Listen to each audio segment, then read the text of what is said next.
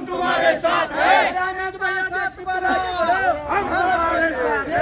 सातबारा कोरा झालाच पाहिजे, शेतकऱ्याचा सातबारा कोरा झालाच पाहिजे, शेतकऱ्याला 50,000 हेक्टरी मिळाले पाहिजे, शेतकऱ्याला 50,000 हेक्टरी मिळाले पाहिजे, आणि सातबारा कोरा झालाच पाहिजे, सातबारा कोरा झालाच पाहिजे, सातबारा कोरा झालाच पाहिजे। लबाड देवेंद्र फडणवीसचा धिक्कार असो, शेतकऱ्याला फसवणाऱ्या देवेंद्र फडणवीसचा धिक्कार असो, काँग्रेस पार्टीचा विजय असो, काँग्रेस पार्टीचा विजय असो। राहुल गांधी आगे बढ़ो, हम तुम्हारे साथ हैं। शेतकऱ्याचा संपूर्ण गैरसमज झालाच पाहिजे, शेतकऱ्याचा संपूर्ण गैरसमज काँग्रेस पार्टीचा विजय असो, अरे वक्तव्य काय सामील व्हा, अरे वक्तव्य काय सामील व्हा। घेतल्याशिवाय नमस्कार, मी प्रभाकर लोंढे, खडतर प्रवास वर्तमानपत्राचा तथा खडतर प्रवास यूट्यूब चॅनलचा मुख्य संपादक। आज आपण धाराशिव शहरामध्ये जिल्हाधिकारी कार्यालयात काँग्रेस पार्टीने शेतकऱ्यांच्या हितासाठी निवेदन दिलेलं आहे। नेमकं शेतकऱ्यासाठी काँग्रेसने काय मागण्या केल्यात ते आपण विचारणार आहेत। आपल्यासोबत आहे काँग्रेस पार्टीचे जिल्हाध्यक्ष धीरजी पाटील साहेब आणि कार्यकर्ते आहेत, आपण त्यांना विचारूया। पाटील साहेब, नेमकं शेतकऱ्यांच्या हितासाठी जे आंदोलन आज तुम्ही केलं आहे आणि निवेदन दिलं आहे, काय मागणी आहे तुमच्या? आपण जर जाणता की धाराशिव जिल्ह्यामध्ये भूम, परांडा, वाशी आणि कळंब या भागामध्ये पाऊस झालेलाच आहे, परंतु इतरही भागामध्ये अतिवृष्टी झालेली आहे। सर्व मंडळांमध्ये, जिल्ह्यातील सर्व मंडळामध्ये अतिवृष्टी झालेली आहे। सोयाबीन, उडीद, तूर, ऊस हे आणि फळबागा, कांदे हे सगळ्याचं नुकसान झालेलं आहे। आज तुम्ही जर बघितलं तर जिल्ह्यातल्या कुठल्याही भागामध्ये जावा, अजूनही पिकं पाण्याखाली आहेत। म्हणून आम्ही आज ह्या देवेंद्रजी फडणवीस, मकरंदजी पाटील आणि दत्तात्रयजी भरणे हे जे मंत्री महोदय आहेत त्यांना आम्ही निवेदन जिल्हाधिकाऱ्यांद्वारे दिलेलं आहे की पिकांना 50,000 रुपये हेक्टरी मदत करावी, तसेच फळबागांना 1,00,000 रुपयाची मदत करावी आणि तसेच ओला दुष्काळ जाहीर करावा।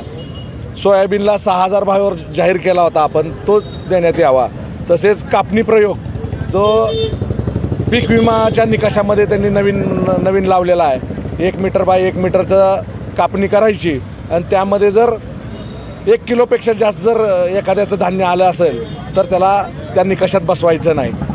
मला वाटतं की सरसकट सगळीकडे तर पाऊस झालेला आहे, पण एखाद्या उंचीवर जर जमीन असेल आणि त्या ठिकाणी जर ते पीक चांगलं येऊ शकतं उंचीवर आणि बाकीच्या भागामध्ये ते येऊ शकत नाही, तर रँडमली तीच जर घेतलं आणि ते सरसकट त्यांनी निकष लावला तर कुणीही पीक विम्याच्या निकषात बसत नाही। जनावरं मेलेत त्या शेतकऱ्यांना कशा पद्धतीनं मदत व्हावी, काय मागणी आहे तुमची?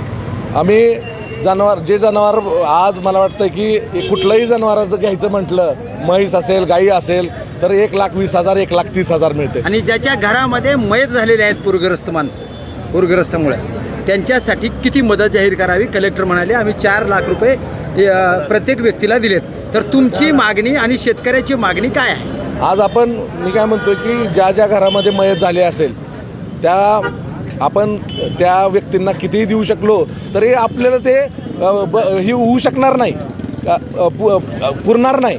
परंतु मला वाटतं की आज 10,00,000 रुपये तरी त्या कमीत कमी देणं गरजेचं आहे, कारण की आज त्यांच्या घरातला मेन माणूस गेलेला असतोय, त्यांचा कर्ता माणूस गेलेला आहे आणि तुम्ही 4,00,000ची बोलवण करताय। मला वाटतं 10,00,000च्या पुढे जर मदत केली तर ते समाधानकारक होईल। देवेंद्र फडणवीस विरोधी पक्ष नेते होते, त्यावेळेस काँग्रेसला म्हणत होते शेतकऱ्याचा सातबारा कोरा करता येतो, पण हे जाणीवपूर्वक करीत नाहीत। आता तेच मुख्यमंत्री आहेत, आता शेतकऱ्याचा सातबारा कोरा करण्यासाठी तुम्ही काँग्रेसमधून पुढचं आंदोलन कसं करणार? त्यांनी जर ही कोरा नाही केला तर तुम्ही माझं पूर्ण निवेदन जर बघितलं तर आम्हाला वाटतं की ह्या दिवाळीपूर्वी जर त्यांनी ही मदत जाहीर केली नाही तर काँग्रेस रस्त्यावर उतरून या ठिकाणी तीव्र आंदोलन करेल।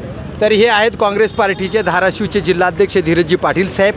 जर शेतकऱ्याला योग्य न्याय नाही मिळाला तर 15 दिवसामध्ये तीव्र आंदोलन छेडण्यात येणार आहे। सातबारा कोराच झाला पाहिजे काँग्रेस या शेतकऱ्यांचा, असं काँग्रेसचं म्हणणं आहे. तर बघूया येणाऱ्या काळामध्ये कशा पद्धतीनं तीव्र आंदोलन छेडलं जाईल काँग्रेसच्या वतीनं, ते पाहूया येणाऱ्या काळातच. मी प्रभाकर लोंढे, खडतर प्रवास वर्तमानपत्राचा तथा खडतर प्रवास यूट्यूब चॅनलचा मुख्य संपादक. या चॅनलला सबस्क्राईब करा, शेअर करा, लाईक करा, बेल आयकॉनचे बटन दाबा आणि असेच समाजहिताचे वेगवेगळे व्हिडिओ पाहण्यासाठी खडतर प्रवास यूट्यूब चॅनल सबस्क्राईब करा.